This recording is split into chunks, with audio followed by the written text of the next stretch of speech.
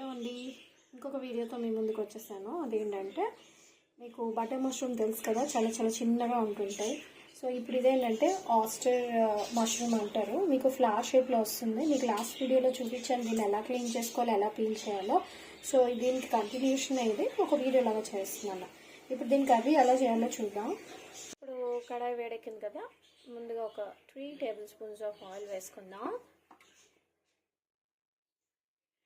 కొద్ది కాగిన తర్వాత ప్రాసెస్ చూద్దాం. సో నూనె కాగిన తర్వాత కొద్దిగా జీరా, ఇలాచి, లవంగా, ఇంకా ఒక బిర్యానీ పత్తా వేసుకుందాం. ఇది కొద్దిగా వేగిన తర్వాత పచ్చిమిర్చి కూడా ఇప్పుడే వేసుకోండి. నేను ఒక 2 వేసుకుంటున్నా.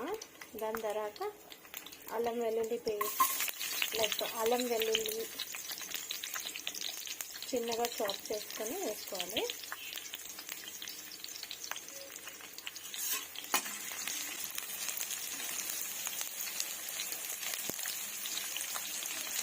ఇక్కడ నేను ఒక 3 మీడియం సైజుగా ఆనియన్స్ వేసుకున్నాను.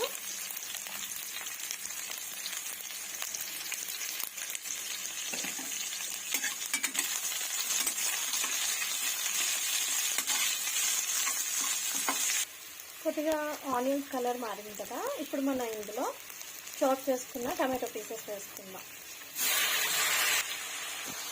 టమాటోస్ మగ్గడానికి మనం మూత పెట్టేసుకుందాం.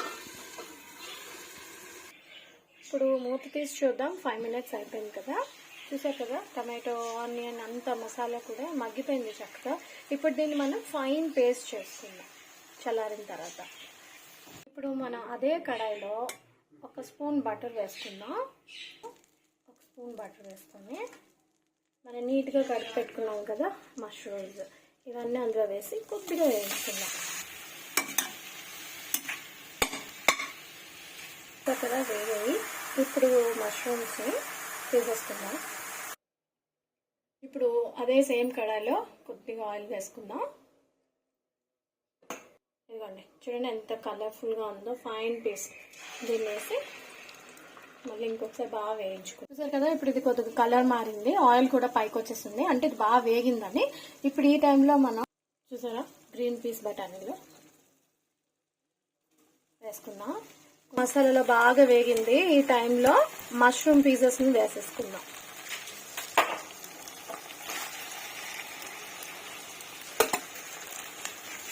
మష్రూమ్ ఆల్రెడీ కొద్ది బటర్లో వేయించుకున్నాం కదా, సో ఇప్పుడు ఇంకొద్దిసేపు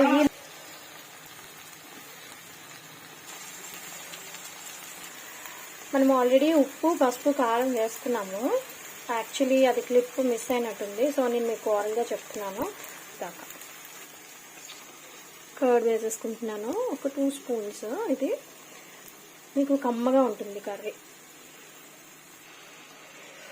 ఆల్మోస్ట్ కర్రీ దగ్గరగా గ్రేవీ లాగా అయింది కదా, బట్ మటన్ ఇంకా మష్రూమ్ కొద్దిగా ఉడకాలి. అందుకని మిగిలిపోయి ఉన్న వాటర్ ఉంది కదా, మసాలా వాటర్ ఏదైతే ఉందో అది ఇందులో వేసుకొని దట్స్ ఇట్, అంతే వేసుకోవాలి, ఇంకెక్కువ వాటర్ వేయకూడదు.